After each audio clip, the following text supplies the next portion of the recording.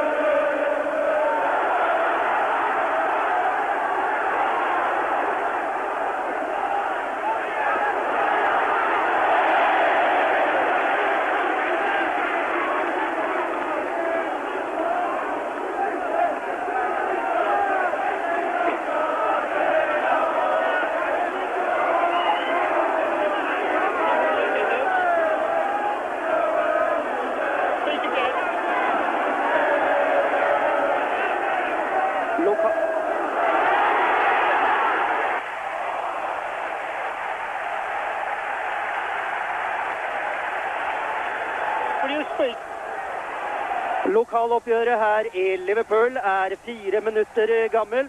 Vi hadde tydeligvis en del tekniske komplikasjoner her i starten, men nå er vi i gang på kampen mellom Everton og Liverpool. Jeg tar lagoppstillingene og begynner med Evertons lag. Everton med Neville Southall i mål som nummer 1. Brian Burrows nummer 2. John Bailey nummer 3. Glenn Keely nummer 4. Og nummer 5 er lagkapteinen Billy Rice. Nummer 6 Steve McMahon. 7 Adrian Heath. 8 David Johnson. 9 Graham Sharp. 10 Andy King. 11 Kevin Sheedy. Og mot disse spiller da Liverpools kanskje mer velkjente fotballnavn hjemme. Bruce Grobbelaar som står i mål med nummer 1. Nummer 2 er Phil Neal.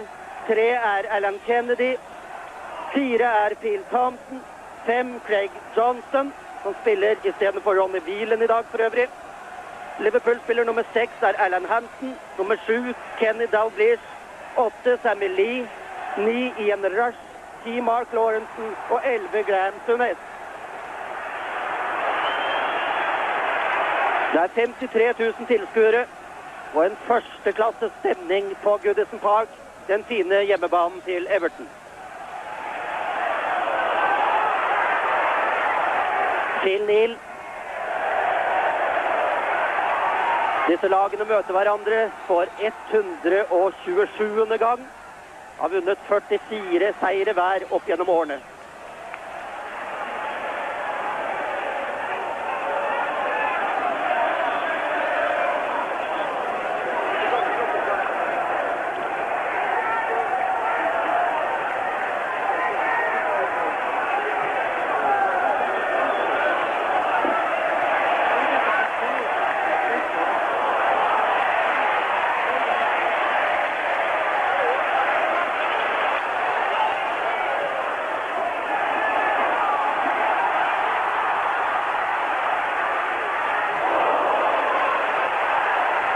Steve McMahon for Everton.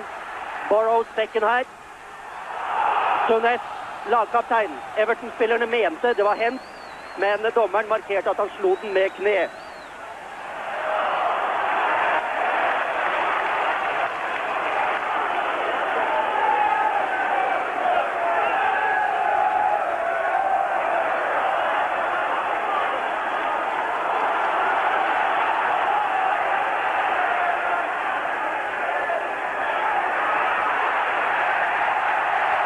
Frispark i Evertons favør. I fjor vant Liverpool 3-1 i begge ligakampene mot naboen. Ellers er det sjelden det er målrike kamper.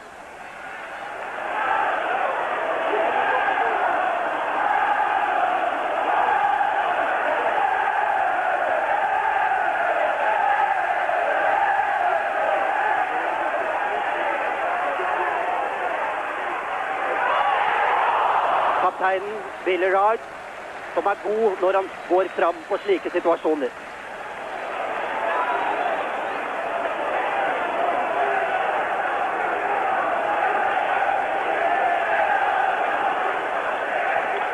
Ut fra Bruce Grobbelaar, som inne i sin andre sesong i Liverpools mål.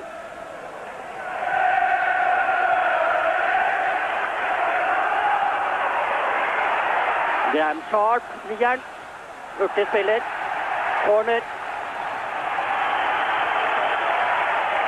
Det hjørnesparket går Kevin Sheedy ut for å ta.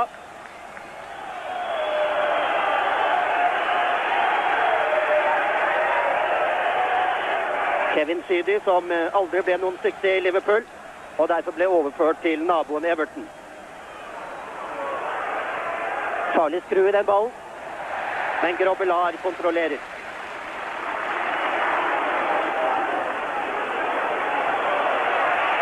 Team rush, Kenny Dalglish, hent.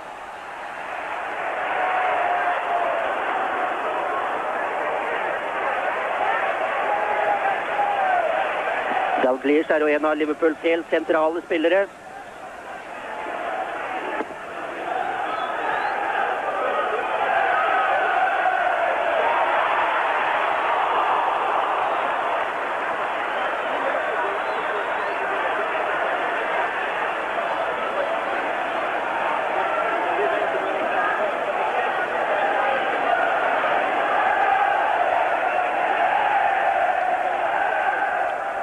Jeg sitter her med en masse forvirrede BBC-teknikere, nærmest på mitt fang.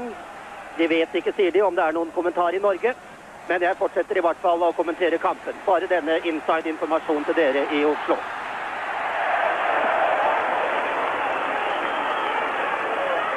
Her Alan Kennedy. Bekken på venstre siden hos Liverpool.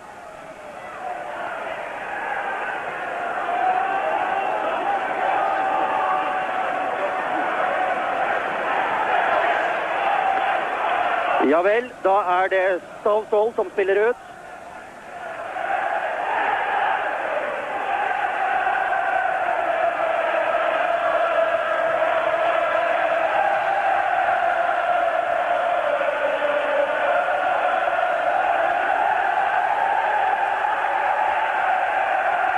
Steve McMahon.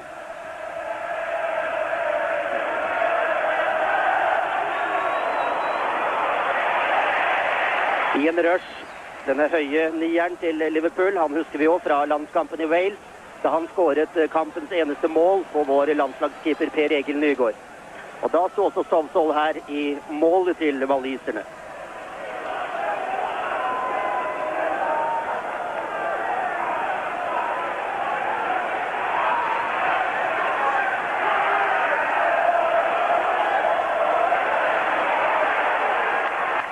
Adrian Heath, interessant sjuer hos Everton.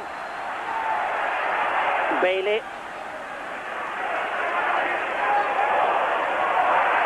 Phil Neal. Her Sammy Lee.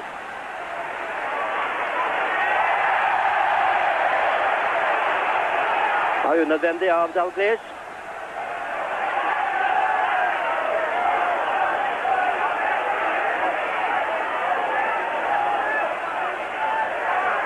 Glenn Keely debuterer i dag for Everton, på utlån fra Blackburn.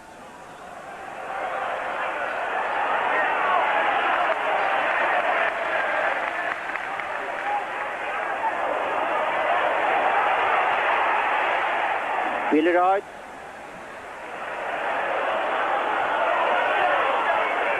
Sunes til Sammy Lee.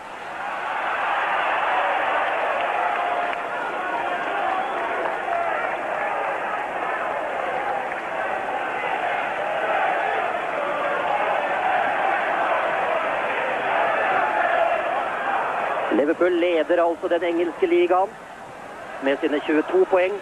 Everton med sine 17, helt nede på 11. plass i øyeblikket. Men Everton har ikke tapt på hjemmebane i hele denne sesongen. Alan Hansen. Ian Rush. Den farlig, og det mål! Ian Rush på Erland Hansens passning. Det er Erland Hansen spesial når han går fram på den måten fra sin midtstopperplass og leverer til Ian Rush. Etter 13 minutter tar Liverpool ledelsen 1-0 på bortebane.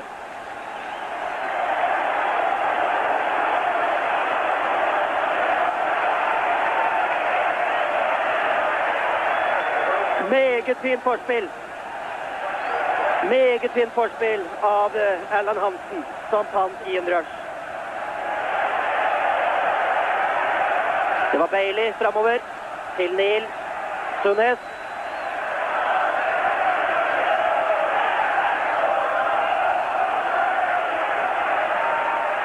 Så er det Phil Neal til Sammy Lee. Dalglish. Ikke offside, den holdt godt. Skal du gjøre det igjen? Millimeter fra. Sterke avslutninger fra Ian Rush.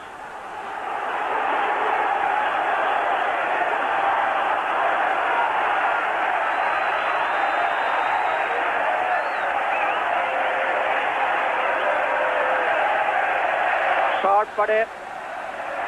Men innkastet kommer fra John Bailey. Det er en god offensiv bekk. Kanskje har sin svakhet defensivt. Her er Heath.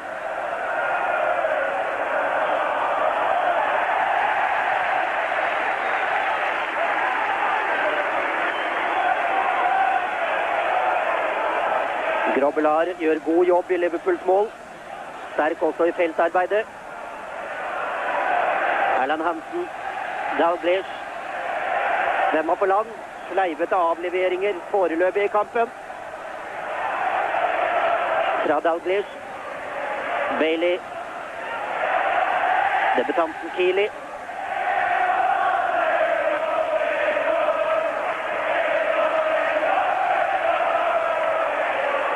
Keeley skal skape stabilitet i forsvaret, som Evertons manager Howard Kendall sier.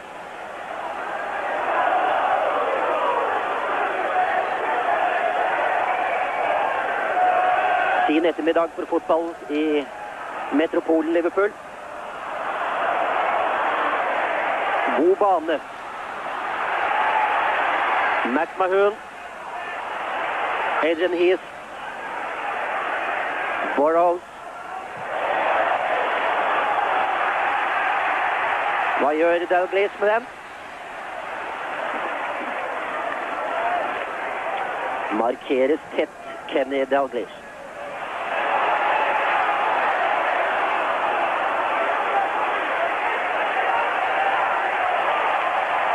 Kommer fin Neil Sunes.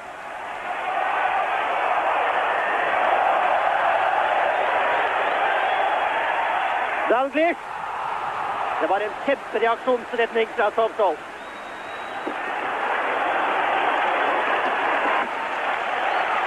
Både dyktig og heldig der.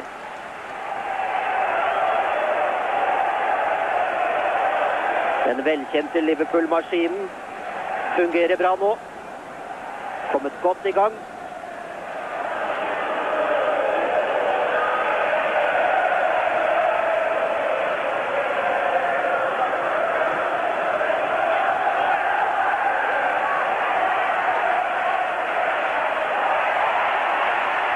Sammy Lee. Dalglish. Ny svak avlevering fra Kenny Dalglish.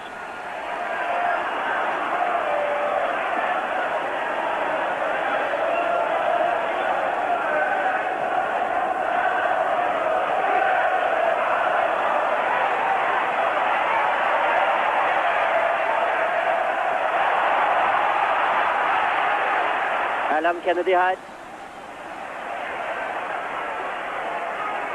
Lawrenson er med. Det er også Phil Neal. Phil Thompson. Slurvete avlevering.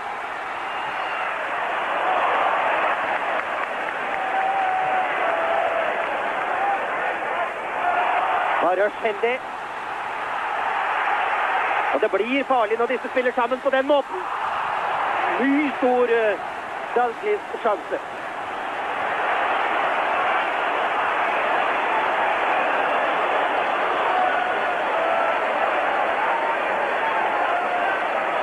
Her har virkelig Liverpool gått hardt ut.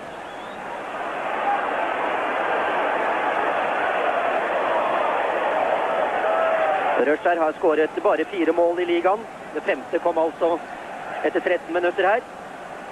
Han har 8 totalt har regnet med Europacuper og det hele som Liverpool er med på.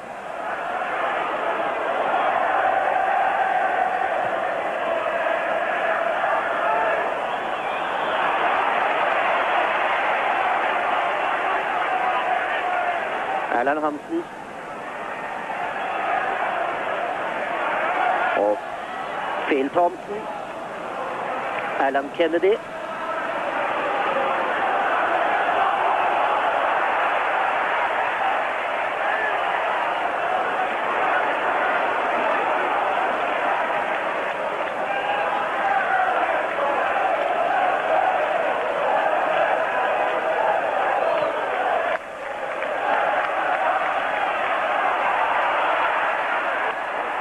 Phil Thompson var der han skulle være. Lawrence Dalglish. Billy Wright, Everton-kapteinen, kom mellom. Sheedy mister. Liverpool på ny.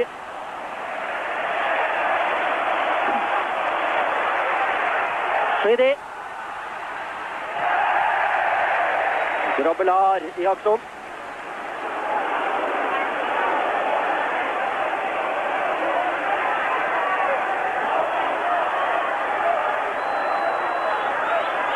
John Bailey. Har godt forsøkt fra en vanskelig posisjon fra Sharp, denne nieren.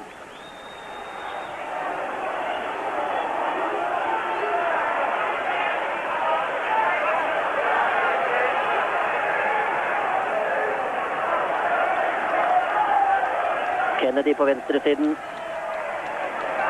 Craig Johnson. Rush.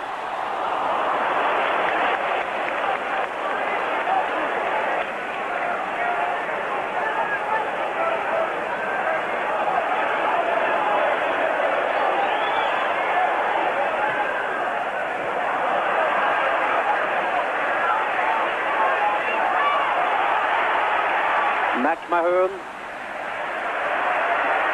Kennedys ball. Så Johnson. Erland Hansen spiller nå som sweeper i Liverpool-forsvaret. Et system han tidligere ikke har benyttet seg nevneverdig av i denne suksessrike klubben.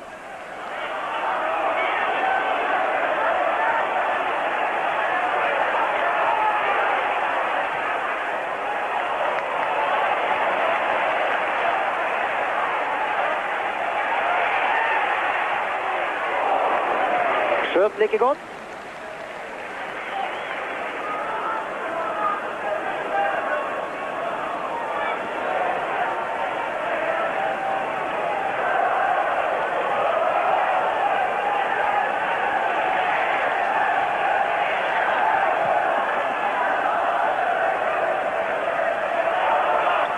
Kennedy igjen.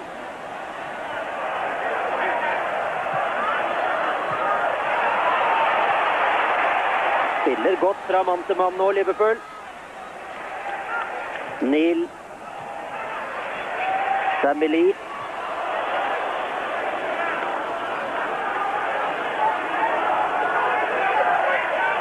Adrian Heath her har spilt nesten 100 kamper for Stoke, og man venter seg i Everton mye av denne temperamentsfulle, kortvokste spilleren.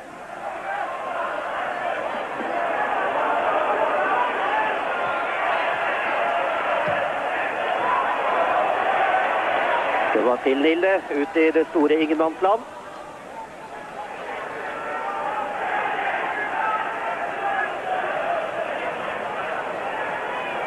Er bare 20 år gammel, denne målvakten til Everton, som bare har en landskamp på Wales i tillegg til den han spilte mot Norge i september.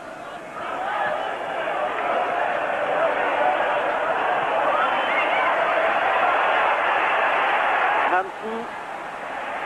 Johnson. Rush fikk ikke noe sving på den. På mellom der kom Brian Burrows.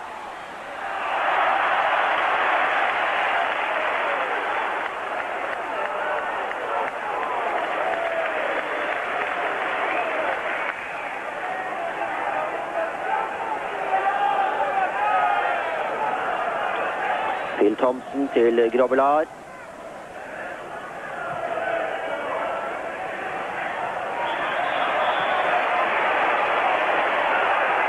Et lite frispark der som ikke Kenny Dalglish var enig i.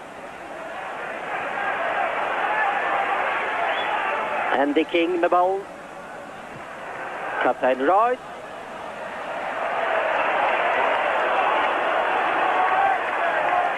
Finn Nils innkast.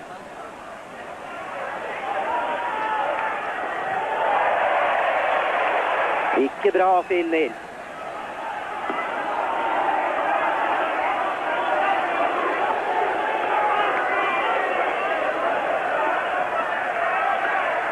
Midtveis i første omgang. 1-0 til Liverpool etter Ian Rush-skåringen som kom i det 13. minutt.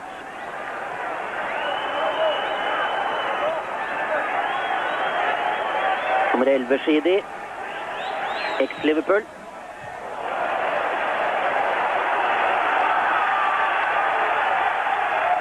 Og hvem tar corneren? Det gjør Steve McMahon.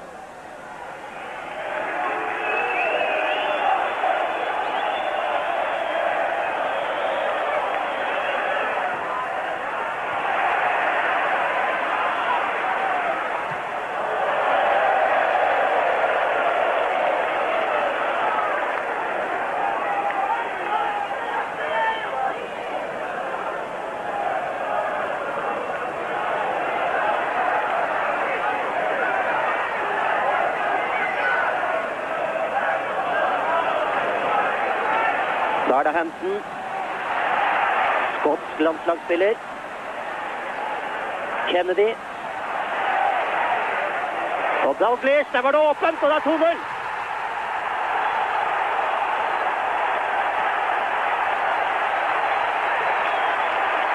Kenny Dalglish. Linjemannen var i god posisjon. De mente det var offside. Det hjelper ikke for John Bailey å protestere.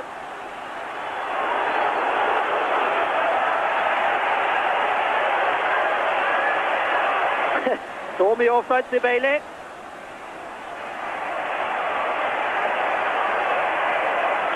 Linjemannen var tydeligvis i tvil. Det så man på reaksjonen hans. Og han godkjente altså ikke skåringen. Løp først mot midten, valgte å konferere med sin linjemann. Omgjorde beslutningen. Overraskende. Linjemannen var i tvil, man så det på reaksjonen hans.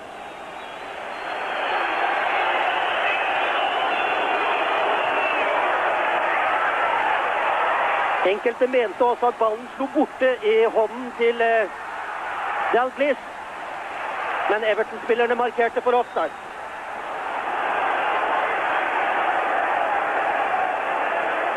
Men hovedpoenget er 1-0 til Liverpool stadig.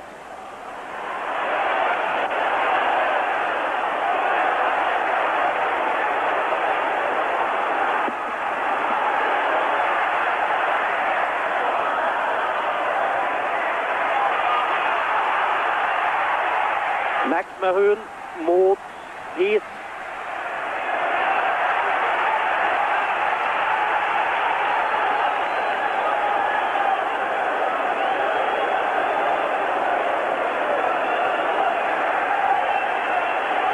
Her ute er da Kevin Sheedy for å ta hjørnesparket.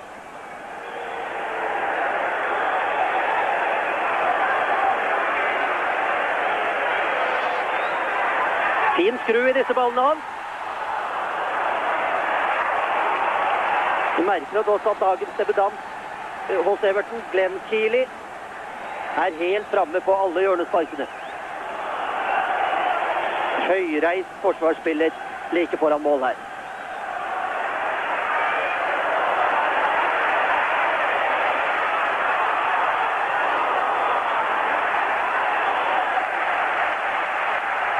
Liverpool-kapteinen Tunes. Sammy Lee er med. Phil Thompson er der.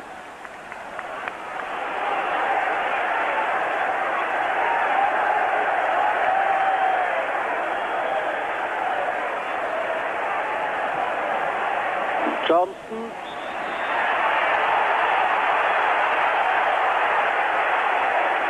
Frisparket var vel klart nok.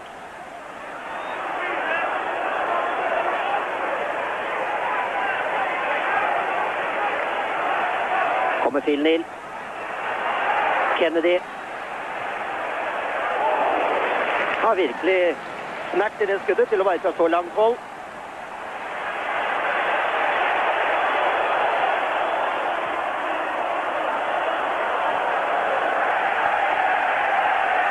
Nærmer oss halvtimen. Alan Kennedy med ballen.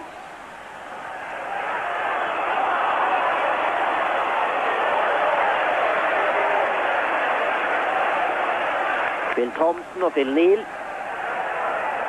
Lee.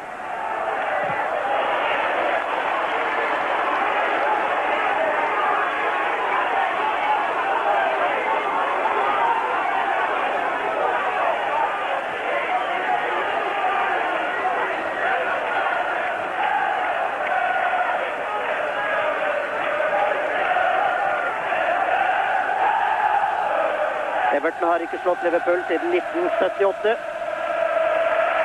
og har fått et vanskelig utgangspunkt også i dag.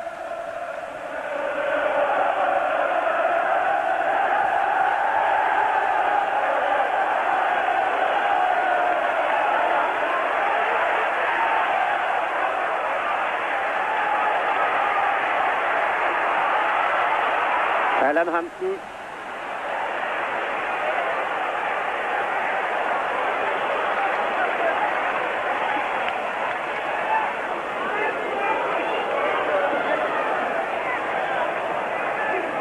Dalglish her var virkelig rasende på dommeren etter den annulleringen av hans andre.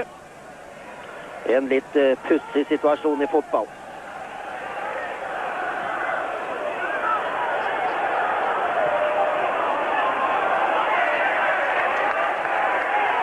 Her er Phil Neal.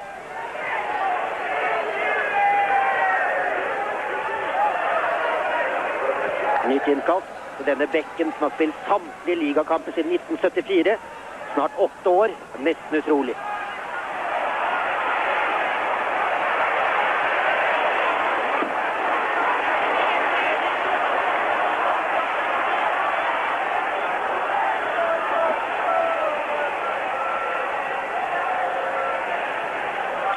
Steve McMahon her.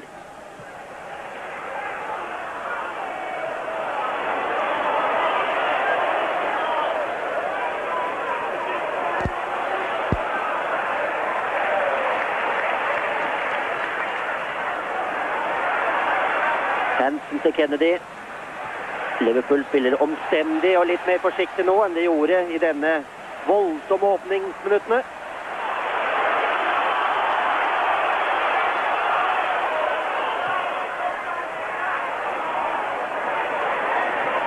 Thompson.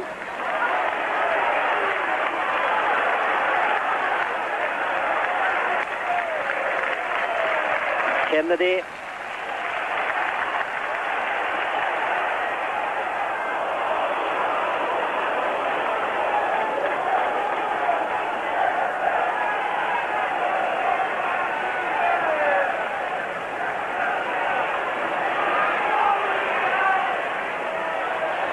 Andy King. Offside. Så vidt var det offside. Og David Johnson, den gamle Liverpool-spiller, selv om han begynte sin karriere i Everton, hvor han nå ser ut til å bli så lenge han spiller fotball, er blitt 30 år etter hvert. David Johnson.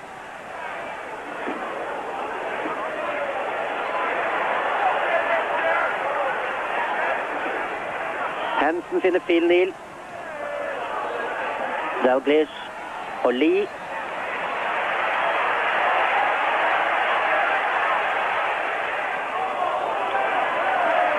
En smart liten stuss fra nummer 5, Craig Johnson.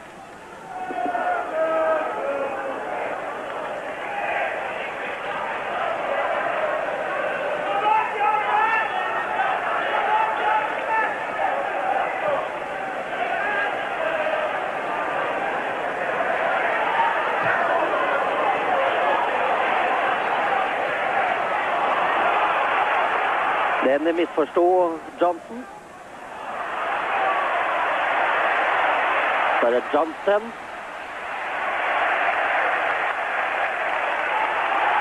Dalglish ble holdt igjen. Og hva sier dommeren til en sånn forseelse?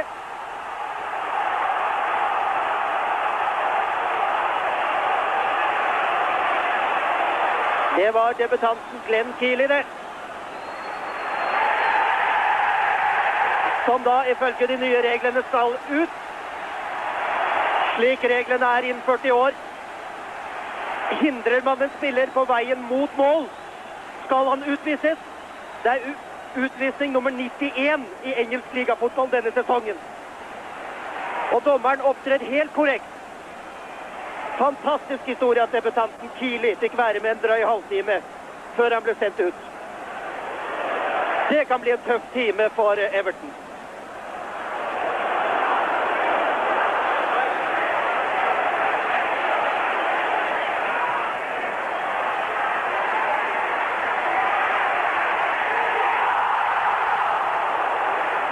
Virkelig sjanser her nå. Og da var du heldig, Sammy Lee. Du verden, her ser det mye på en gang. Dramatikk, målsjanser, skåring hittil. Slik vil vi ha det i et lokaloppgjør mellom Everton og Liverpool.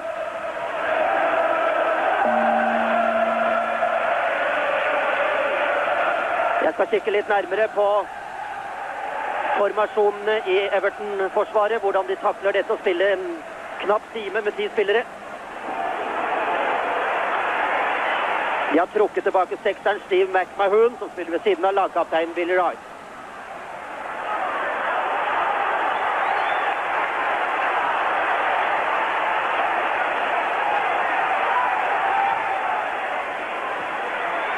Dalglish.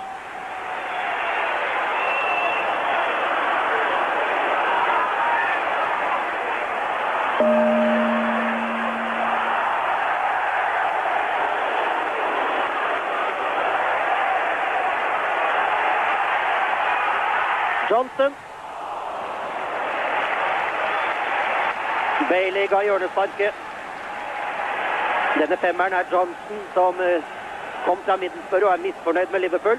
Sier at han vil bort derfra hvis ikke han klarer å spille seg til fast plass på laget.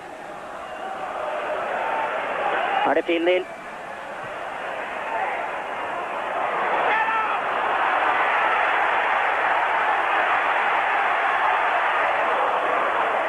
Dalglish kom i en vanskelig posisjon.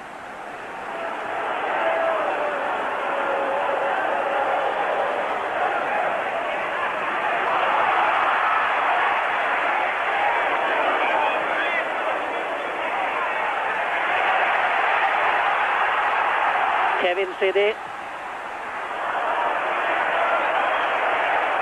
Johnson. Burrows. Adrian Heath. McMahon. Pent spill, men det ble for mye.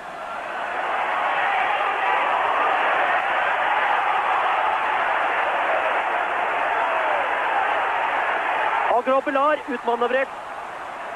Der var han lettere forvirret. Liverpool-keeperen. Sammy Lee kommer. Offside og innrush.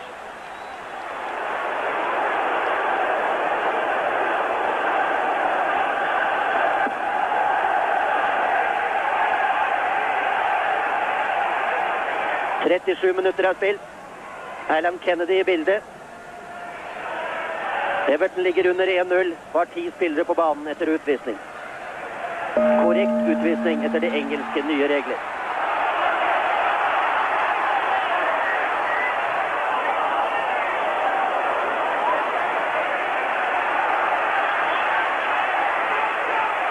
Kennedy mot Sharp. Johnson. Dette er Burrows og Billy Wright.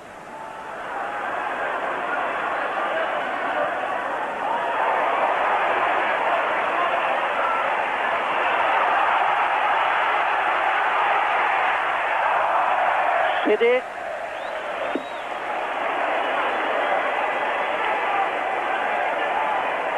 kom inn på Liverpools lag i fjorårssesongen og skåret et par mål, men var ingen suksess. 53 000 plasser her på Goodison Park, samtlige utsolgt på forhånd.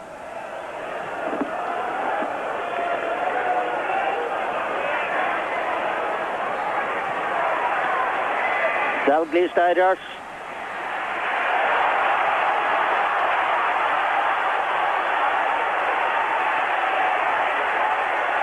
Hva gjør du nå, Bailey? Finner Johnson. Shidi og Bordoms.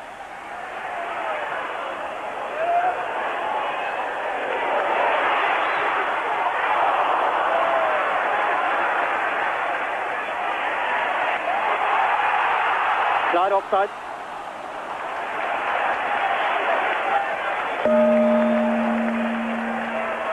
Dalglish dirigerer.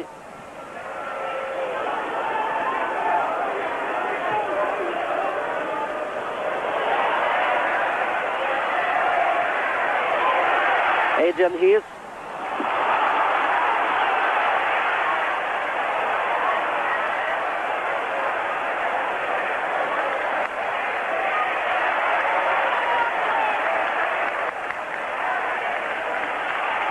Mark Lawrenson, den irske landslagsspilleren her. Dalglish.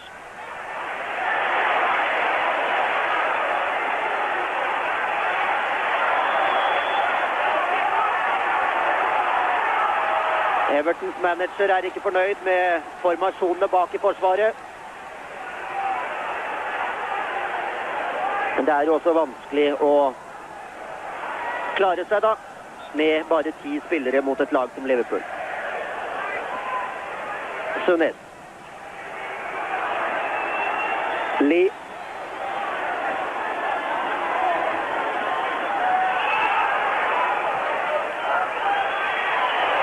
Lien. Den var for enkel.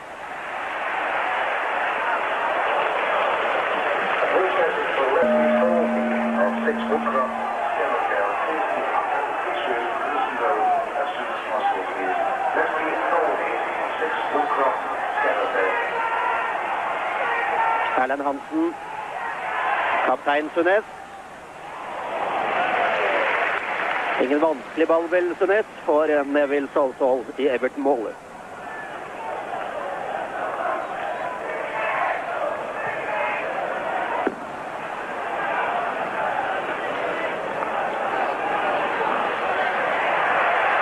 Alan Kennedy.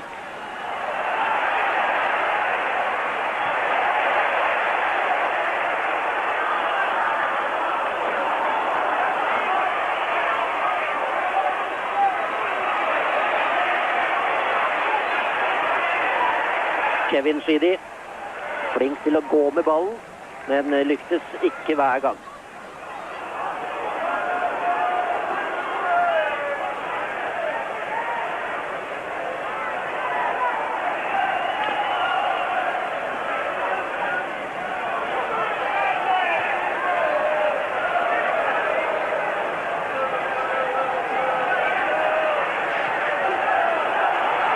Kevin Shidi.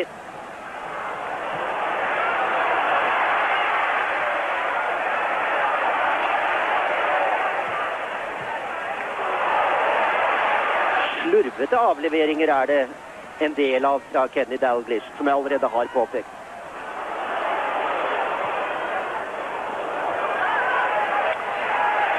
Sammy Lee. Dalglish startet ikke. Trodde han var i offside-posisjon.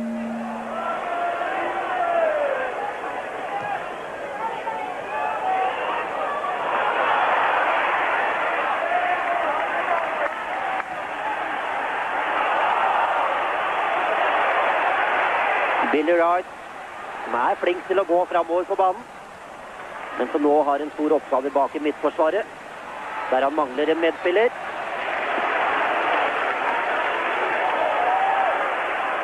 Bare et par-tre minutter igjen av denne første omgangen. Ian Rush var ikke offside, han var på riktig side. Og da dukker Dalglish opp foran Molver. Først Johnston.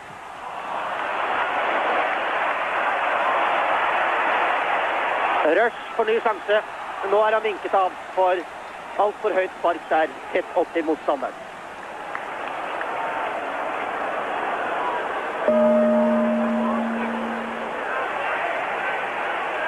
Linjemannen her som kom i skuddet da han medvirket til annullering av den ballen som Dalglish la i nettet. Men Ian Rush-skåringen etter 13 minutter er fortsatt omgangens eneste.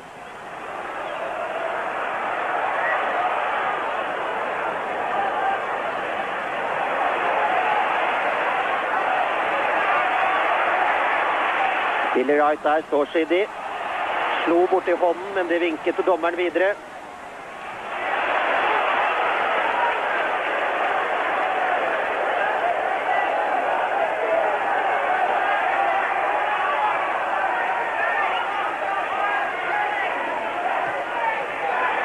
Dalglish og Rush.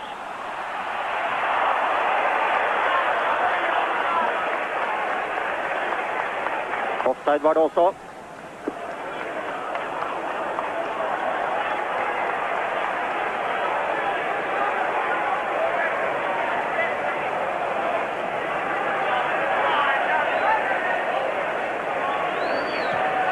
Lange utspill fra Everton-keeperen. David Johnson.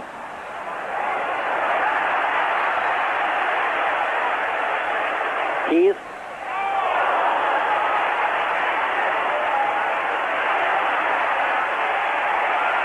Andy King.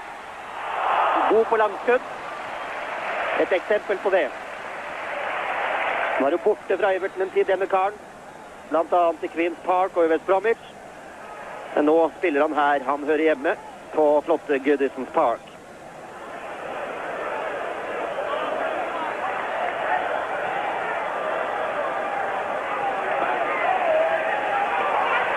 Dalglish.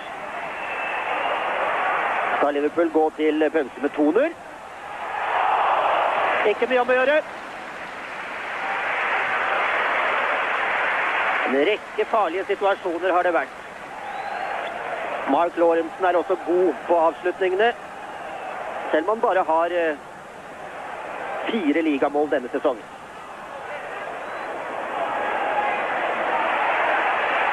Sunes.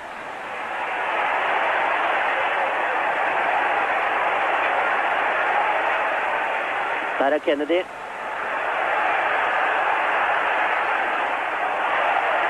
Smart gjennomløping. Everton hardt presset nå.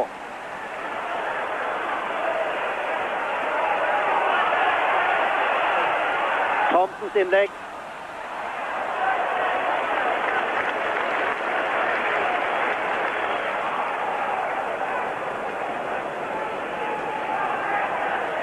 Kan ikke være nevneverdig å legge til for her, vel, kjære dommer. Så her er omgangen slutt, tenker jeg, når Stoll får spilt ut.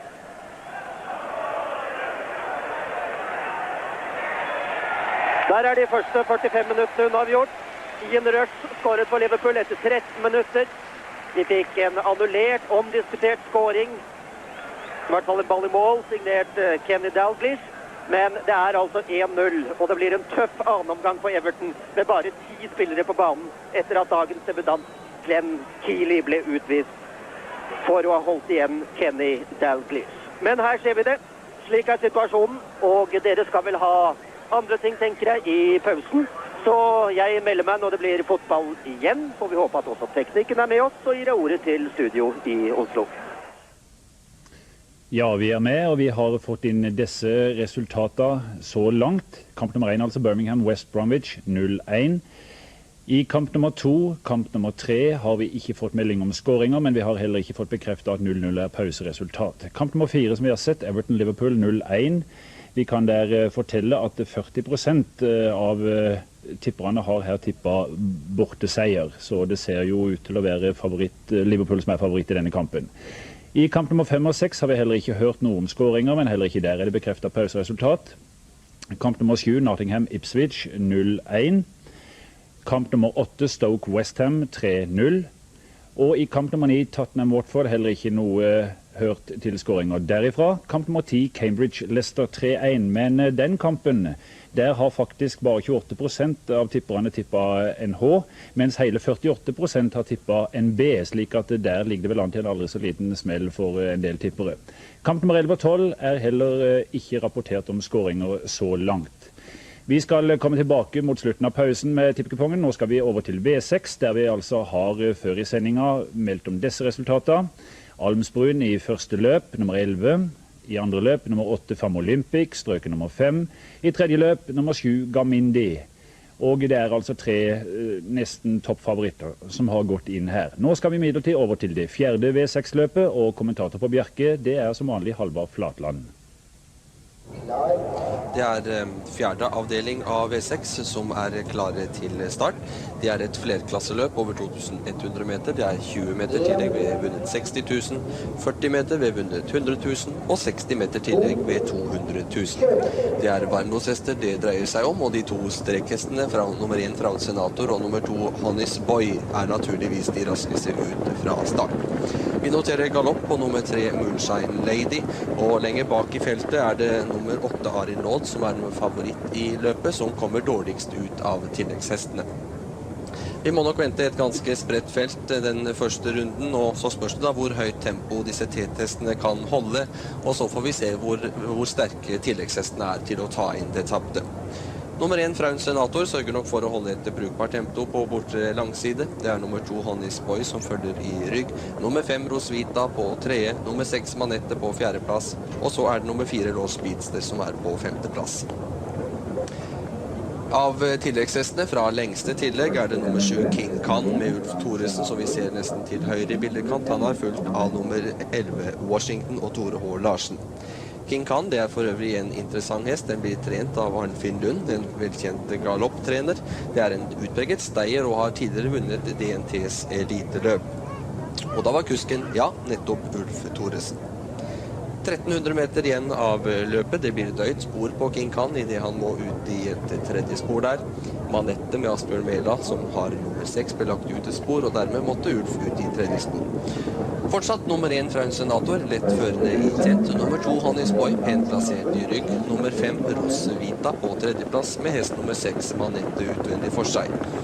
Og nummer 7 King Khan, han blir faktisk hengende i tredje spor han i det de går inn i nest siste sving, og så spørs det da hvor lenge kreftene holder.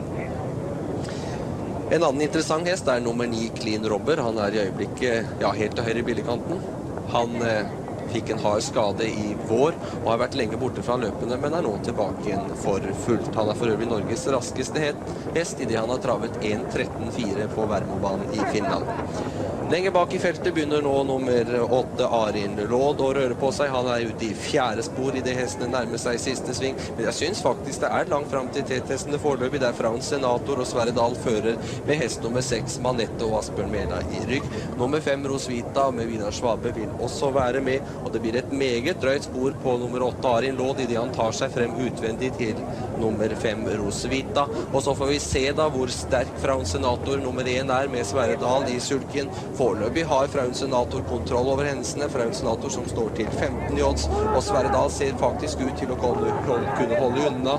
Nummer 8 Arin Lord prøver rett for tvil et angrep, men det ser ut som det kan bli langt frem. Det blir meget jevnt imot mål, og på de siste metrene så blir Arin Lord for sterk og med den hals og vinner nummer 8. Men fjerde avdeling i V6 vunnet av nummer 8 Arin Lord etter en meget sugende sluttspurt. Ja, med en litt vanskelig slutt her altså, så fikk vi vel med at hest nummer 8 Arin Lord vant fjerde avdeling. Og vi skal ikke nøle lenge, vi skal over til 5. løp i V6-en, og det skulle være klart om et lite øyeblikk. Nordisk eliteløp for kaldblodshester danner rammen om det 5. V6-løpet, og la oss med en gang slå fast hest nummer 1 Vintilla stiller ikke til start. Hun er strøket av banens veterinær. Heller ikke hest nummer 3 Rukkelisbretten, slik at både nummer 1 og 3 er strøket i dette løpet. I tet ligger nummer 4 Korbest og Hans Petter Tolvsen og koser seg, utvendig nummer 5 Paul Best. Det er jo tendenstrekning for V6-spillerne i disse løp, og vi kan røpe at hest nummer 5 Paul Best går inn som første reserve, nummer 4 Korbest som andre reserve, og nummer 7 Kila som 3 reserve. 750 meter igjen av løpet. Ingen våger å angripe i Corbest, som er en frontrunner og som liker seg i denne posisjonen. Nummer 4 Corbest har 10 seire på 23 starter i år, og han har også satt norsk rekord på Jarlsberg i sommer med 1.24,5. 500 meter igjen av løpet i dette øyeblikk, og det er fullstendig ro over feltet. Første 1000 gikk etter overkant av 1.30, og dette skulle passe Corbest aldeles utmerket. Inn i siste sving med Corbest i føringen, så var det liten galopp på nummer 6 Kingian, uten at den tappte så mye på det. Nummer 4 Corbest har lett føringen gjennom siste sving, der nummer 5 Paulbest ligger utvendig, og nummer 12 Toddy er oppe på 3. plass. Og så får vi se da hvem som har mest krefter av nummer 5 Paulbest og nummer 4 Corbest. Corbest og Hans Petter Tolsen prøver å rykke til seg en luke, men nummer 5 Paulbest og Ulf Thoresen svarer meget godt opp, og det kan bli meget til. Og så galopperer nummer 4 Corbest, det er galopp på Corbest, og nummer 5 Paulbest har kontroll. Bakfra kommer nummer 7 Kilafort, men hun kan vel ikke innhente Paulbest? Neida, det kan hun ikke. Det blir nummer 5 Paulbest som vinner det 5. løpet. Han vinner nordisk eliteløp for kaldbosester 40 000. Riktig kryss på V6-kupongen i 5. avdeling, nummer 5 Paulbest. Ja, og dermed en ny favoritt inn altså, ettersom Vintilla var strøket. Det var også nummer 3 Rukkeli Spretten, som Flatland sa. Og da har vi bare ett løp igjen. Det er Skjøtte. Det har sin klare favoritt i nummer 3 Fine Høykrok. Vi skal se hvordan det går etter 5 nokså favorittpreget løp. Og vi setter over til Bjerke igjen, og Halvard Flatland med siste løp i V6. Vi er klare for den 6. og siste avdelingen av V6-spillet. Det er grunndivisjonen for varmblodshester. Det er hester som har vunnet mellom 30 og 60 000. Distansen er 2100 meter og storfavoritt, spilt til under 2 odds, hest nummer 3 Fine Høykrog. Fine har imidlertid vist litt svakhetstegn på den harde banen her og har galoppert under oppvarmingen, men ser nå ut til å gå fint fra start. Aller raskest går imidlertid nummer 7 Prinskvik, som toger rett til tet, fulgt av nummer 6 Paskinel. Fine Høykrog er godt med, og det er også nummer 12 Dancer, som er oppe på 3. plass inn i første sving. Men inn i svingen, lett i tet, nummer 7 Prinskvik og Tor Borg får nummer 6 Paskinel utenfor seg, og i rygg på lederen nummer 1 Serkses, og utvendig for denne igjen nummer 2 Top Dexter. Fine Høykrog er fint oppe på en 5. plass med Dancer på 6. Det er hest nummer 12. Så har Paskinel virkelig fått opp farten på bortre langside. Det er hest nummer 6 som går til tet, en sterk 3-åring, en Skienshest. Paskinel etter vel 600 meter lett i tet, med nummer 7 Prins Kvikk på 2. plass. Det er jo det å si til V6-rekken hittil at det har vært stort sett bare favoritter som har vunnet, og hvis nummer 3 Fine Høykrog skulle gå bort og vinne her, så blir det vel smått med kroner, og noen ny bil behøver ikke dere som har 5 rette så langt, og nummer 3 i siste avdeling akkurat å kjøpe. Men foreløpig ut på oppløpet for siste gang, vel 10-15 meter tilbake til feltet nå for nummer 6 Paskinel og Tor Tolvsen, som har satt opp et ganske bra tempo her nå. Nummer 7 Prinskvik følger fortsatt på 2. plass, har utvendig for seg nummer 2 Top Dexter, og Fine Høykrog fint plassert i 2. par utvendig. Og så får vi se da, Dancer, nummer 12 vil nok også være med. Han vant på Bjerke sist lørdag og er en meget bra hest. Vi har ellers notert galopp på nummer 5 Frans Virok og nummer 9 Ebena, som dermed er ute av kampen denne gangen. 850 meter igjen av løpet. Nummer 6 Paskinel fører fortsatt lett i tet, men det spørs vel hvor lenge kreftene holder på denne hesten. Han har jo hatt en tendens til å ha litt strikkmotor tidligere. Nummer 3 Fine Høykrog synes tydelig at tempoet blir for smått og glir opp i 3. spor på bortre langsiden og vel 600 meter fra mål. Nummer 2 Top Dexter prøver å svare opp, og fint i rygg på Fine Høykrog får også nummer 12 Dancer, som tydeligvis vil være med og kjempe om seieren i dette løpet. Mot siste sving med nummer 3 Fine Høykrog i tet. Nummer 12 Dancer følger fint på 2. plass, og hardt angripende i 3. spor nummer 8 Arnie Will Do. Og så får vi se da, Fine Høykrog, hvor god du er på den harde banen her. Det ser fortsatt ut som Gunnar Eggen, vår championkusk, som leder kuskestatistikken i år med 143 seire, har det hele under kontroll. Men Ben Orre har mye å kjøre med Dancer, det vet vi fra sist lørdag. 200 meter igjen av løpet, nummer 3 Fine Høykrog fører fortsatt an. Nummer 12 Dancer prøver et angrep inn mot mål, men det ser ikke ikke ut til at han helt kan svare opp nummer 3 Fine Høykrok. Begge kuskene jobber febrilsk inn mot mål. I øyeblikket er det nummer 3 Fine Høykrok som er den fremste, og det ble jevnt over mål, men nummer 3 Fine Høykrok holdt unna med nødrop. Nummer 2 ble nummer 12 Dancer, med en riktig markering i det 6. og siste V6-løpet, nummer 3 Fine Høykrok. Da har vi denne V6-rekka. Første løp nummer 11, andre løp nummer 8, tredje løp nummer 7, fjerde løp nummer 8, femte løp nummer 5 og sjette løp nummer 3. Og så en kort titt på tippkupongen, som ser slik ut ved halvtid. Se litt på den, 5 sekunder, før vi går over til England igjen.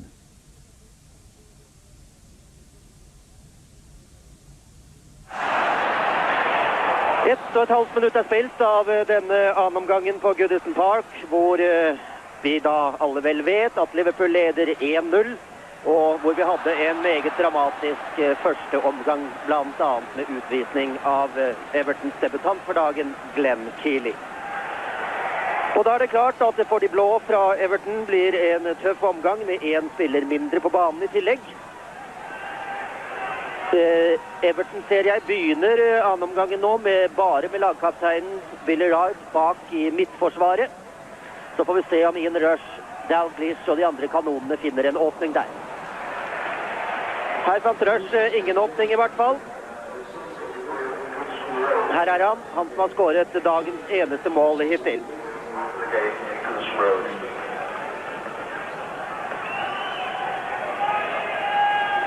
Den walisiske landslagskeeper Neville Sovsall, som spilte ut.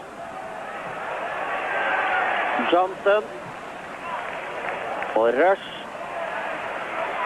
Dalglish. Johnson igjen. Her er Lawrenson. Vipper til Dalglish, som gikk i offside. Pekte selv at han sto stille og skulle løpe igjennom, men startet for tidlig. Og det er 52 741 betalende tilskuere. Det vil si helt utsolgt.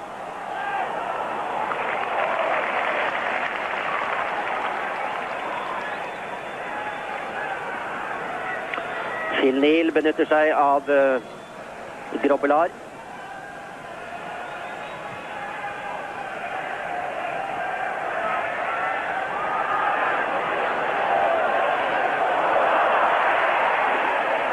Ikke enkelt for David Johnson. Billy Wright.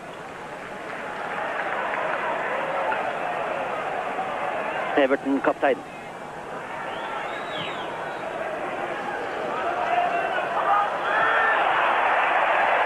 Frispark.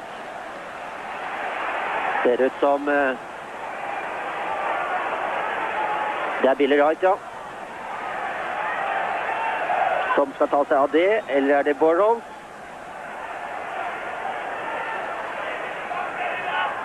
Det blir begge. Burrows her.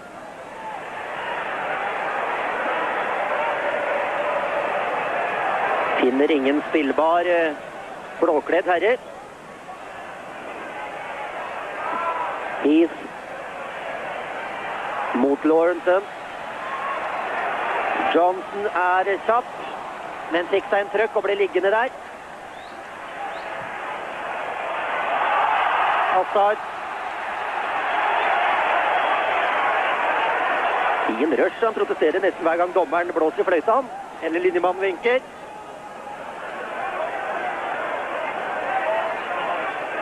Her er Wright.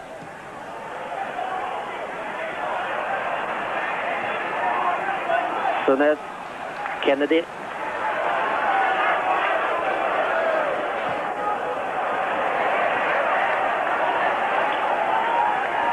Liverpool bør vel øke sin målbeholdning når de spiller mot 10 Everton-spillere. Da kan ikke 1-0 være godt nok.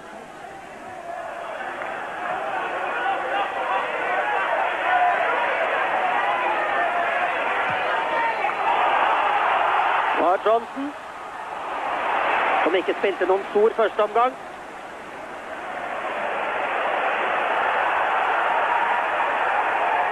Alan Hansen går fram, et av hans kjente trekk. In rush med venstre. Og i mål! Der var Stovsvoll merkelig passiv. Trodde han at ballen gikk utenfor.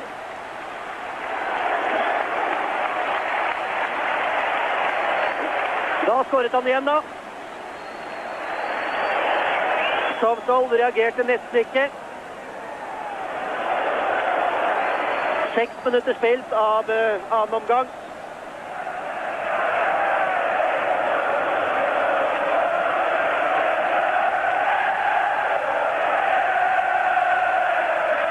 Innkastet ble til frisparket. Han blåste han ikke. Umulig å høre dommerens fløyte naturligvis. Nei visst, det ble bare innkast.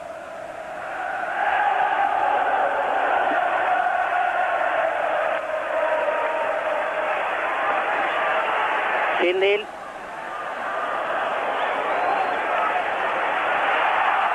Store Lawrenson. In a rush. Pass på der da, Stovsvoll. Dalglish var der framme.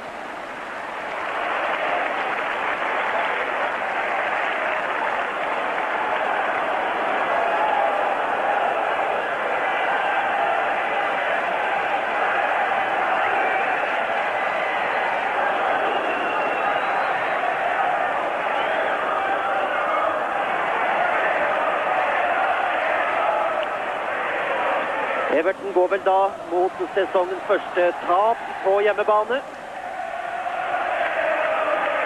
Liverpool og Phil Neal bygger opp nye angrep. Sammy Lee.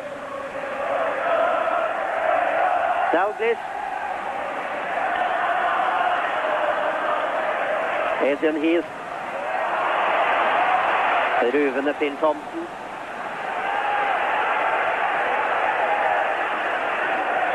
Sunnet har med seg Lawrenson, tieren.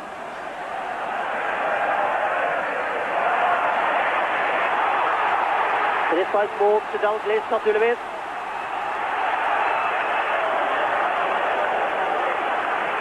I favør av hans gamle klubbkamerat Kevin Sheedy her.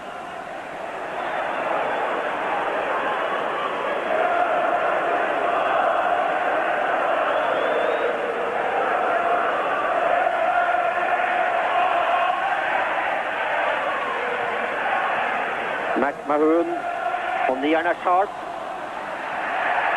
Sammy Lee hurtig med ballen.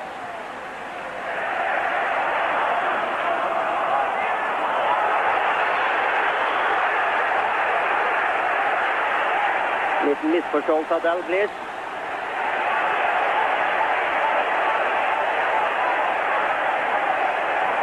Så hardt som engelske dommere slår ned på forseelser nå, Dalglish, så tror jeg ikke det er noen grunn til å diskutere med Derek Steven. Kampens dommer fra Birmingham. Dalglish igjen. Lawrenson, 3-0. Mark Lawrenson. 10 minutter av annen omgang. Skal det gå mot utklassingsseier for Liverpool.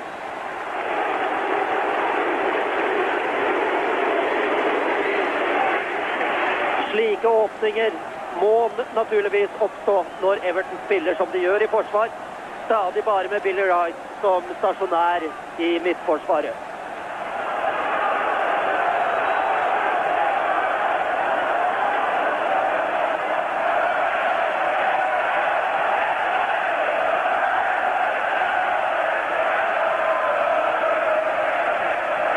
Billy Wright. Brian Burrows.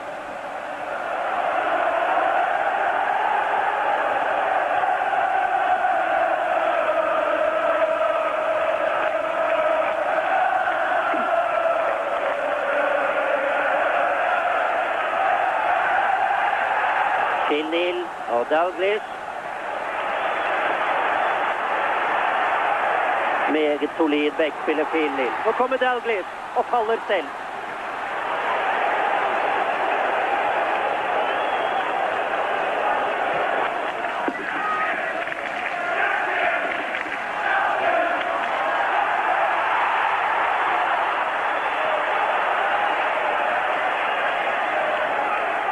Liverpool går fra 22 til 25 poeng på ligaen i dag. ligatoppen. Og vil vel da lede fortsatt.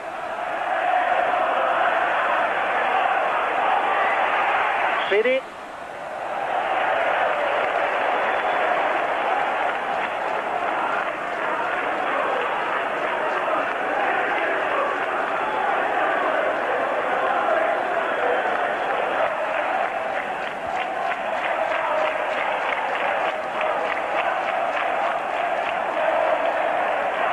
Ian Rush har altså signert 2 skåringer da.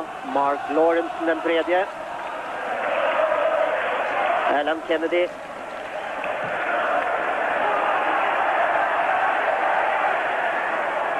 Burrows, den blå bekken her, skjønte med en gang at det var ingen hensikt, og fortsetter. Det var utspill fra mål. For øvrig en meget lovende 19-åring vi ser.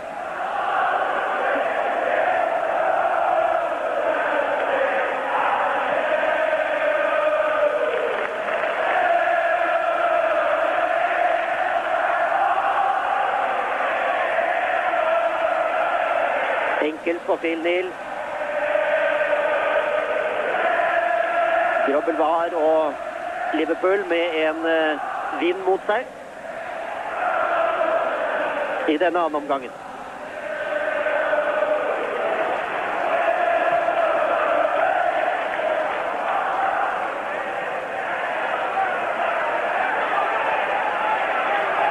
Lawrence. Feil vei, Mr. Lawrence.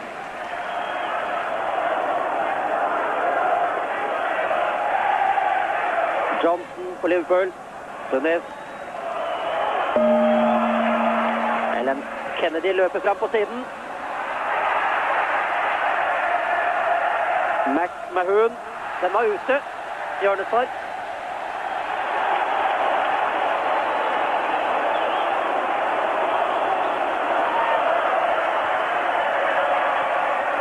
Både Dalglish og Sammy Lee er ute ved cornerflagget.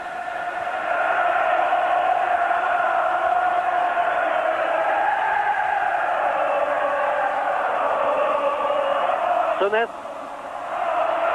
Og fint spill. Offside. Linjemannen er oppe med flagget. Nydelig trekantspill som opptak, men offside til slutt.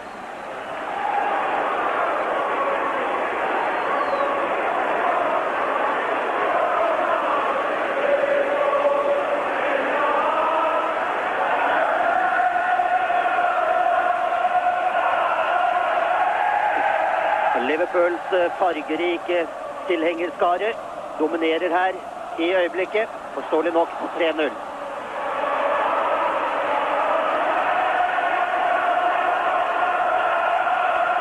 Mahon.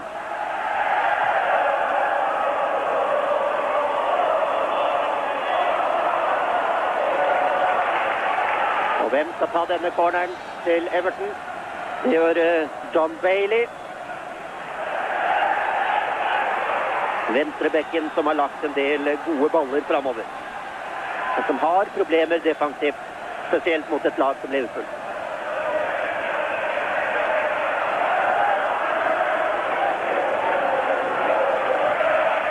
Kaptein Billy Wright. Fast på Evertons lag siden 1978.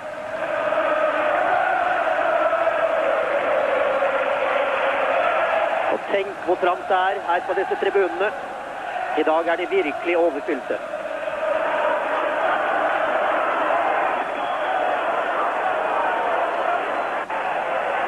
Bare Grobbellar finner en ballen, og så skal vi fortsette. Nøyaktig en halvtime igjen å spille.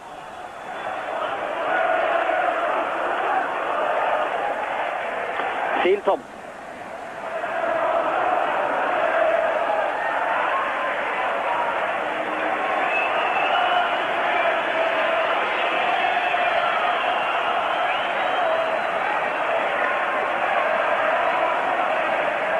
Lawrence til Kennedy.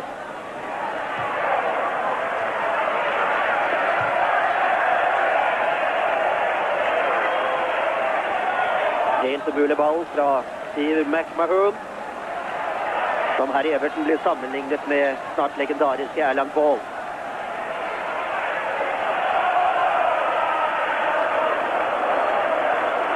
Dommeren vil ha ny ball. Det er det problemet det gjelder i øyeblikket. Han vil vel da også gjerne kontrollere den, ja.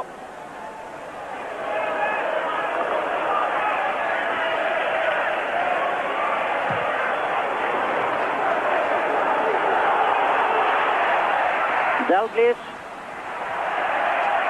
Dette kortpassningsspillet med Dalglish og Sammy Lee er bra. Phil Neal.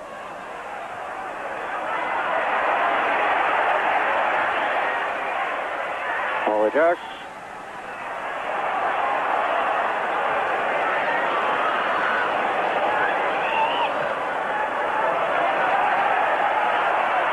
Erland Hansen.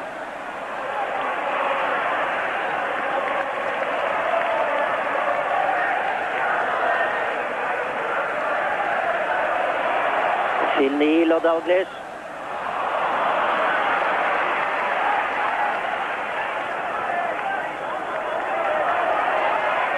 David Johnson. Skal det bli en scoring i dag mot sine gamle venner i Liverpool?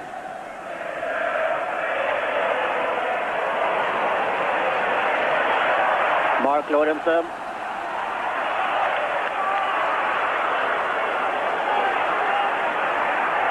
Sammy Lee.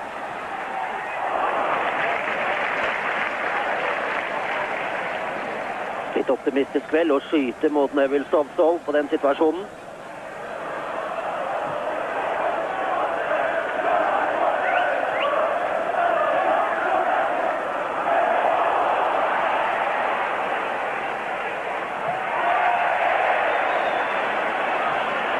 Grobbelaar kunne lite gjøre.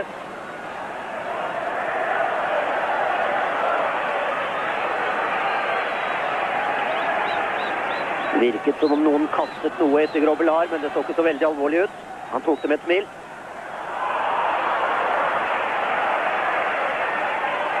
Johnson. Dalglish. Nå kommer han sin på McMahon. Kanskje litt uheldig å straffe ham.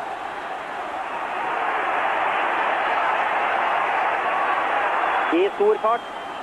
Og resultatet da nøyer seg med et rolig tilsnakk til Craig Johnson. De lå på hverandre i fart på denne karen, McMahon.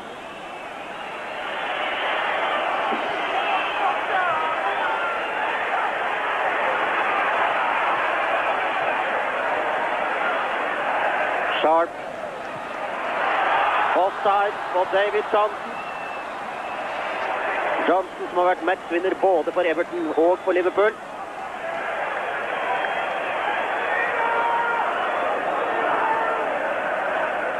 Vel å merke i disse lokaloppgjørene.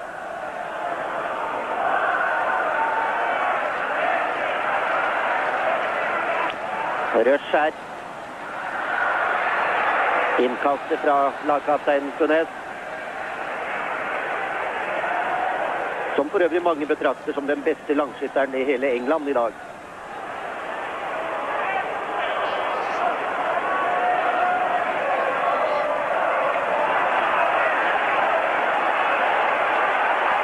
Apropos langskudd, Alan Kennedy.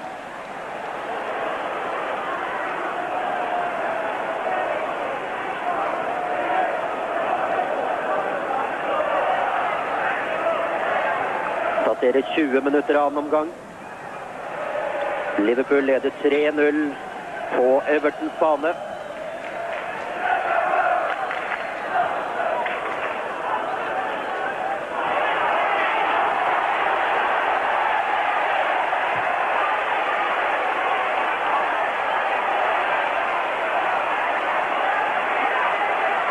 Kennedy Lawrenson. Sunes. Adrian Heath.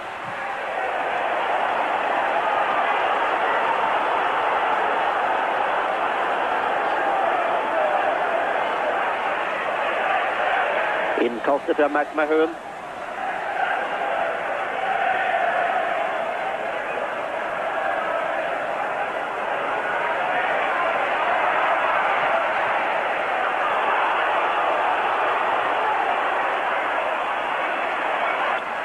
Billy Wright. Bailey er med.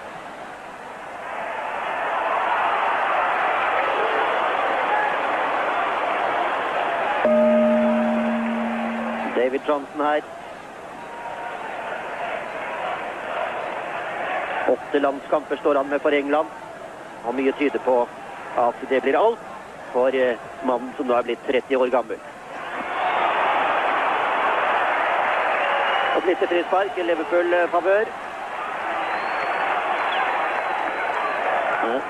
Dalglish kjente det sparket.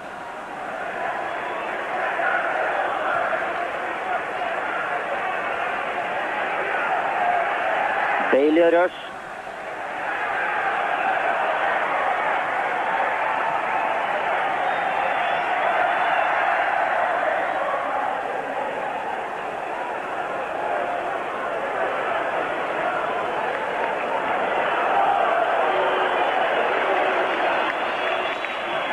Erland Hansen også ensom her. Han og Kennedy.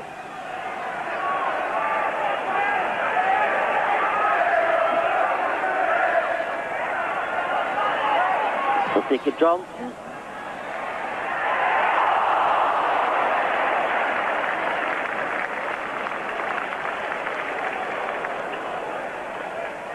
Stort arbeidsområde på banen i dag. Dalglish som vi ser. Og 2 målskårer Rush.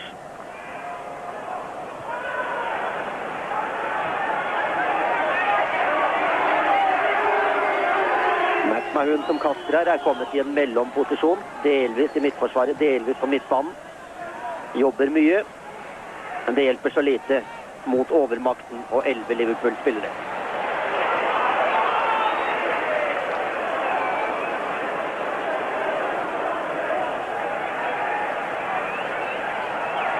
Sunes.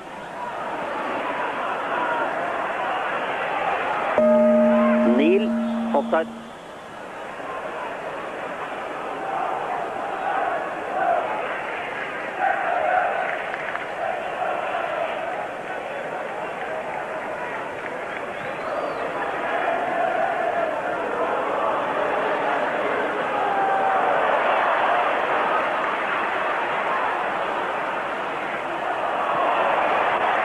Dalglish. Hva gjør Rush med den? Lawrenson løper i posisjon. Det gjør Dalglish igjen. Det var god reaksjonsledning av Solskjaer, selv om han fikk ballen rett på seg.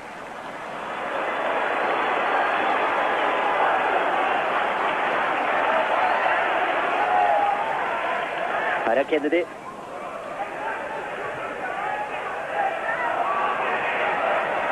Sunes tappte den til Sharp. Shidi.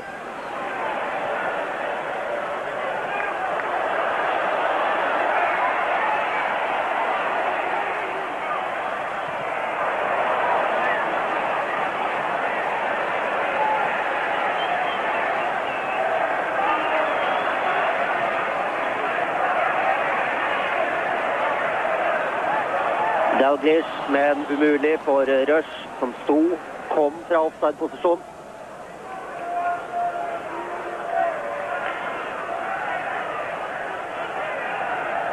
Andy King for Everton. Burrows og McMahon.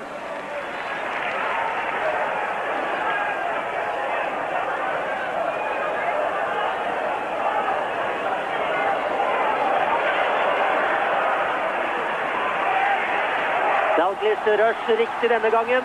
Kan det gå rett på mål? Colston, ny sjanse. 4-0. 3 skåringer av Ian Rush. Liverpool leder 4-0 over naboen Everton. Først i stolperota, så retur, og det 4. målet et faktum.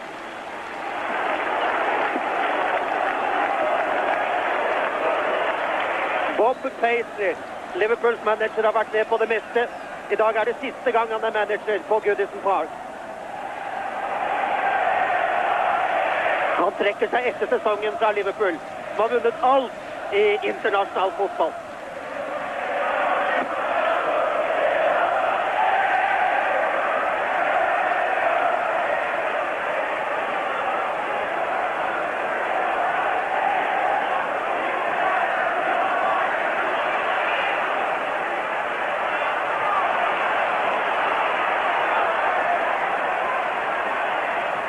Dette går mot Liverpools største seier over Everton i moderne tid.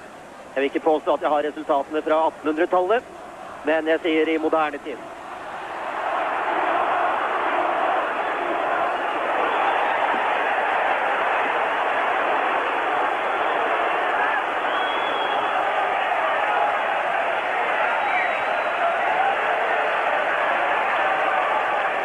Det er Adrian Heath som får tilsnakker dommeren. Skjedde et eller annet der nede utenfor bildet. Ian Rush er da selvfølgelig dagens mann med 3 skåringer.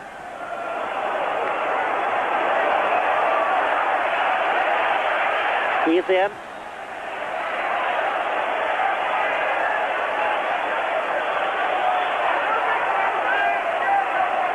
Everton-kapteinen Billy Wright ligger nede.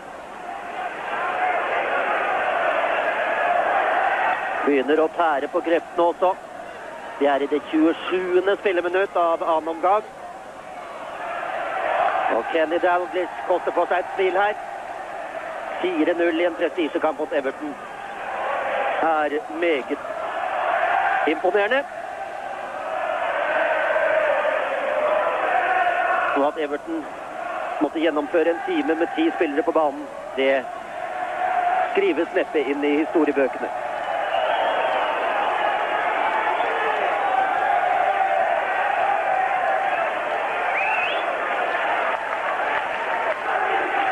Billy Wright er klar igjen. David Johnson står her. Steve McMahon tar kastet, mens vi ser Alan Kennedy.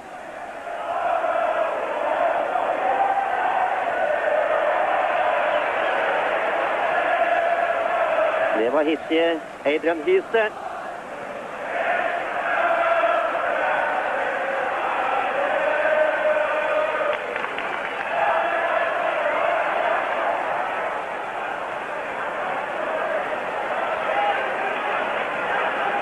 Matt Mahon.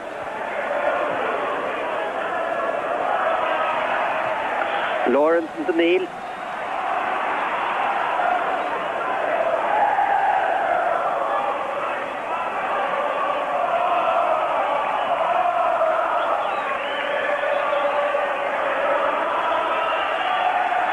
Everton gjør et spillebytte. Det er David Johnson som tas ut. De starter det 8'eren og gir plass for Kevin Richardson med nummer 12.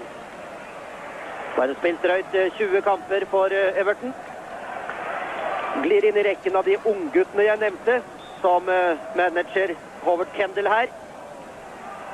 Kan glede seg over å ha fått fram på de 18 månedene han har vært sjef for Everton.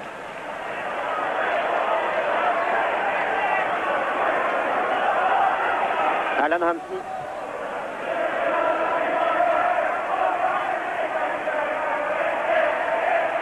Neil til Dalglish. Lawrenson. Sunes med langskuddene. Får fryktelig fart på disse langskuddene sine, Liverpool-kapteinen her.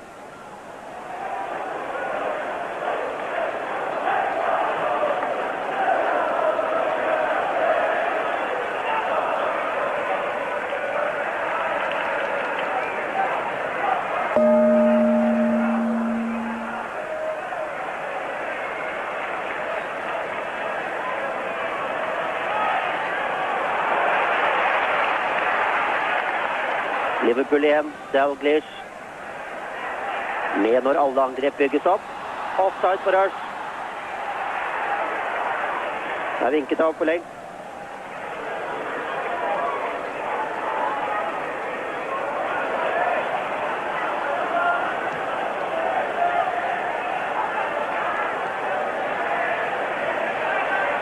Richardson som nettopp kom inn.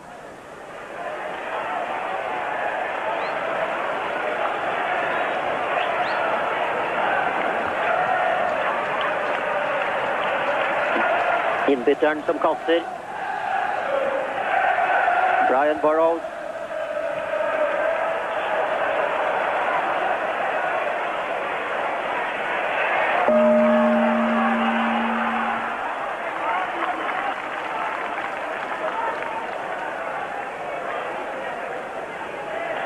Det er altså inne i det siste kvarteret. Og tippetegnet kan jo ingen endre på. Den B-en som skal stå der. Men en scoring eller to tar vi likevel med glede imot.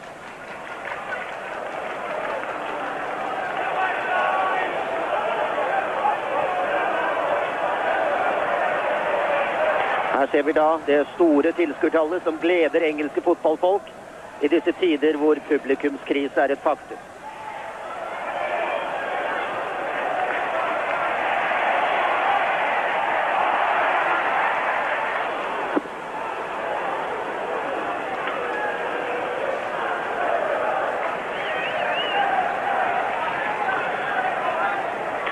Bob Paisley sitter her.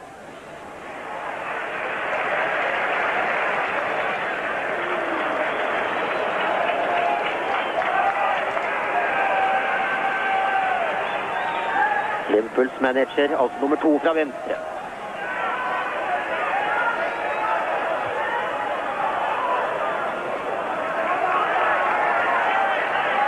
Kennedy. Fant ikke Dalglish der.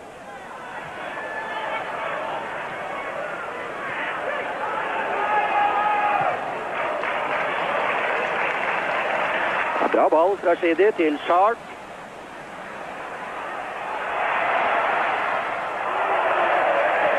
Men intet til trøstemål i sikte.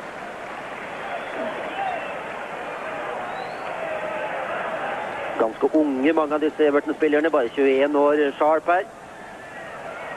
Som er skotsk og kommer oppe fra Glasgow. Kveldsmørket har for lengt senket seg over Goodison Park.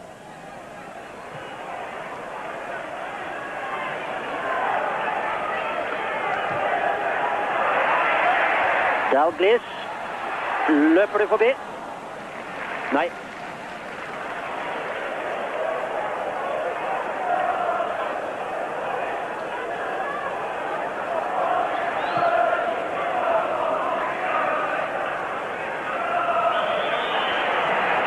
En liten knuffing med albuen, det var alt. Thompson til Neil. Landslagsspillere mellom for England. Sammy Lee, Ian Rush. Burrows i corner. Lee skal ta hjørnesparket.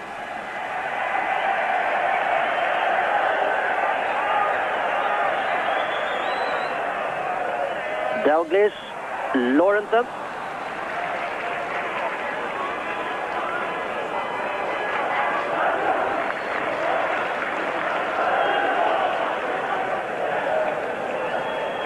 Stoll ser etter riktig medspiller. Men fant av meg.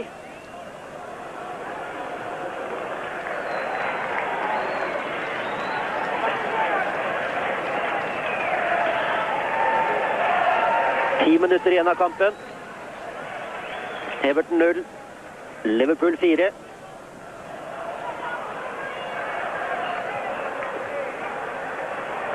Lee, Dalglish og dommeren og alle var med. Kennedy.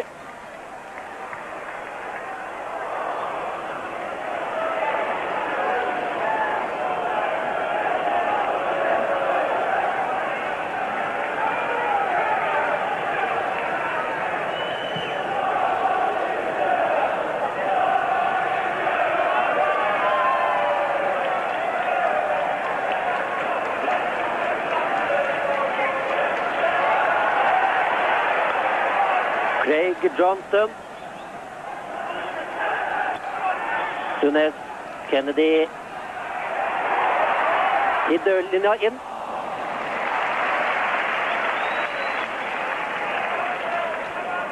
Plukket den pent ned, Salstål.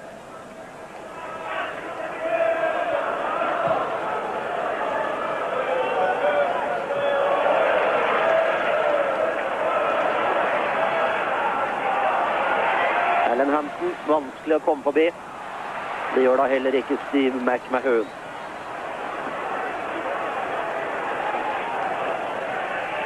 som tar innkastet. Hansen her.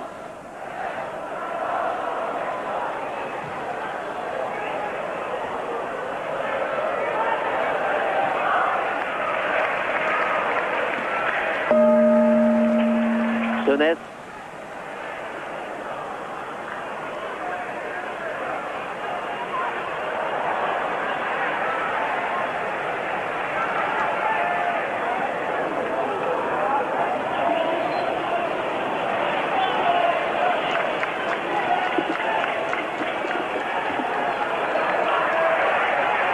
Liverpool-spillerne mener vel at de har gjort sitt nå. Kan jo også tillate seg å avslutte litt makelig. Ellen Hansen.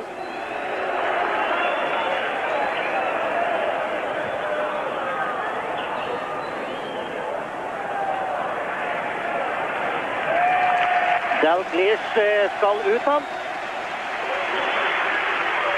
Fikk seg blant annet et spark i beinet og synes det får være nok. Litt småplaget av skader har han vært, men gjort en fin innsats i dag. Når han nå overlater til David Hodgson. Innbytteren som kommer inn har skåret 3 mål denne sesongen.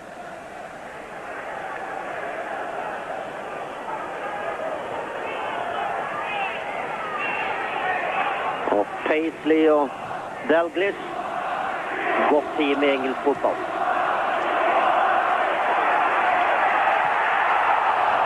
Det var rørste, men flagget var oppe.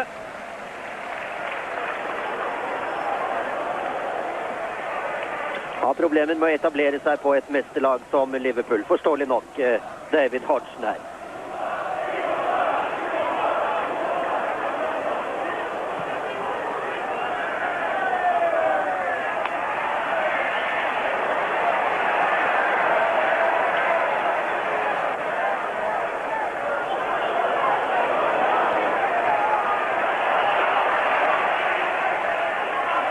Sunes.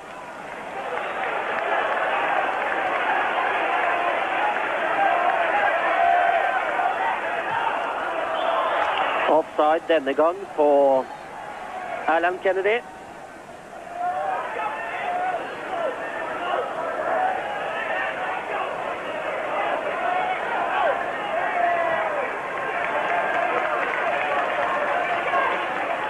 Richardson.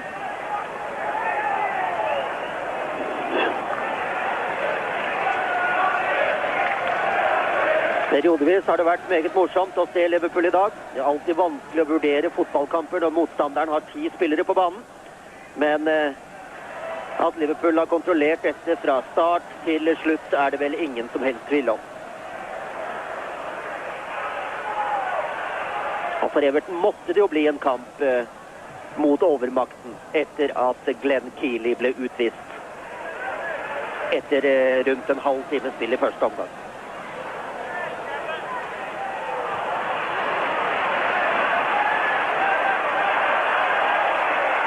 Sammy Lee som starter. Så løper Rush. Du er riktig vei, Rush. Og da er det vel 5-0 da. Da må det bli 5-0.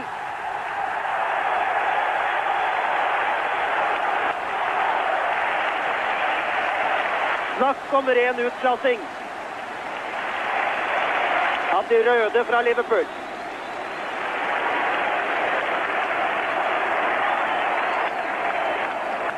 Fire mål på Ian Rush, det 5. fra Mark Lawrence. Og slike siffre hører ikke hverdagen til under et lokaloppgjør i Liverpool. 4 skåringer i fjor i begge kampene. Liverpool vant 3-1 begge ganger. Men 5-0, det er rekord i moderne tid.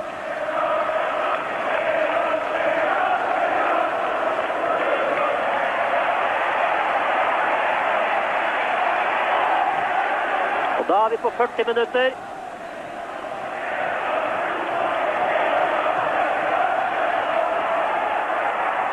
Johnson.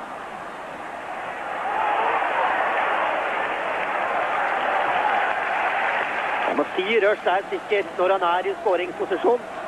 Flink til å gå med ballen på mål, denne nieren.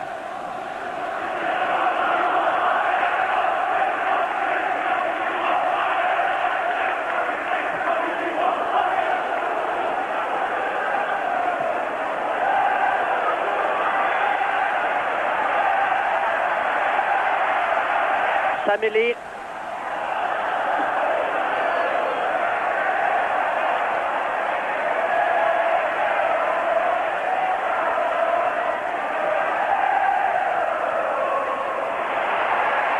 Det er Sharp på Everton mot Phil Neal. Og det er sjelden noen lett kamp. Thompson. Nei, Everton. Trøstemålet spøker det for. 3 minutter før slutt spøker det for trøstemålet.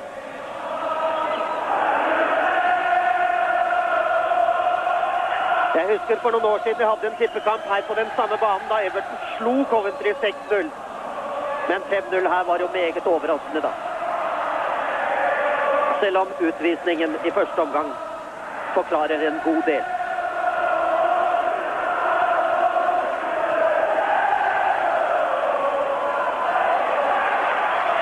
Den var nok ute, Kennedy.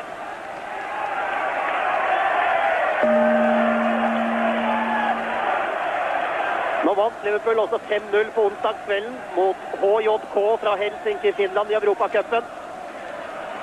10-0 på 4 kvelder. Det er bra det.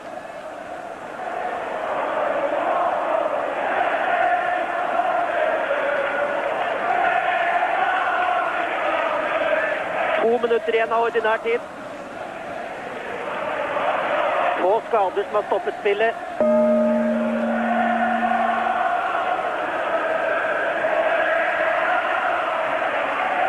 Grobbelaar tar seg god tid.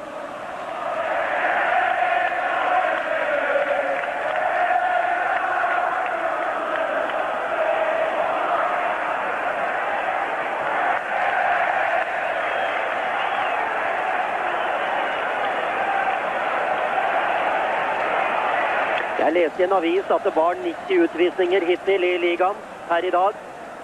Nummer 91 kom altså her. Oppsiktsvekkende er det også at 9 målvakter er sendt av banen hittil i sesongen.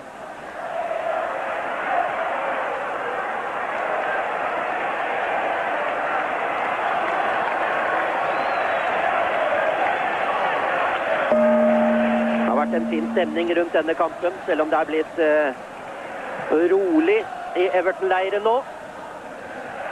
Det er jo ikke så vanskelig å begripe.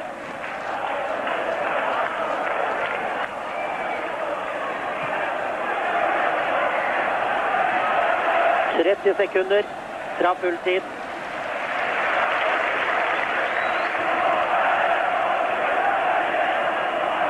Phil Neal og Phil Thompson, landslagsspillerne. Adam Hansen er også landslagsspiller. Det er de jo snart alle sammen på dette Liverpool-laget. Lawrence og Neal.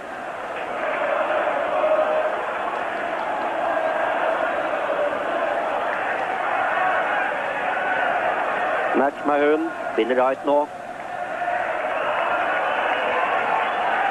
Andy King offside.